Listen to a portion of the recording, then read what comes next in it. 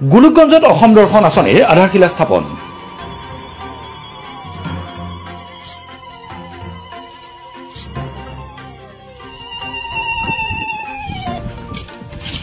গোলোকগঞ্জৰ মুখ্যমন্ত্ৰীৰ অভিলাষী আঁচনি অসম দৰ্শনৰ আঁচনিৰ আধাৰশিলা স্থাপন।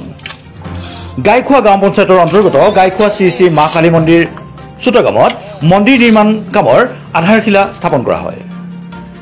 গোলোকগঞ্জৰ গাইখোৱা অঞ্চলৰ আঁচনিৰ আধাৰশিলা স্থাপন কৰে গোলোকগঞ্জ সমষ্টিৰ প্ৰাক্তন বিধায়ক অশ্বিনী ৰায় চৰকাৰে। অঞ্চলটোৰ বিভিন্ন নামঘৰ আৰু মন্দিৰত মুখ্যমন্ত্ৰীৰ অভিলাষী আঁচনি অসম দৰ্শনৰ কামসমূহৰ আধাৰশিলা স্থাপন কৰে প্ৰাক্তন বিধায়কগৰাকীয়ে। মুখ্যমন্ত্ৰীয়ে অভিলাষী আঁচনি অসম দৰ্শনৰ জৰিয়তে অসমৰ ভাষা সংস্কৃতি ৰক্ষা কৰি জনজাগৰণ আৰম্ভ কৰাৰ লক্ষ্য চৰকাৰৰ। উল্লেখ্য যে আগন্তুক দিনত গাইখোৱা শ্ৰী শ্ৰী কালী মন্দিৰ চুটাগামত মাটিৰ কাম, সীমাৰ দেৱাল আদিৰ কামৰ আঁচনিৰ অসম চৰকাৰক দিবলৈ নিৰ্মাণ কমিটিয়ে আহ্বান জনাইছে।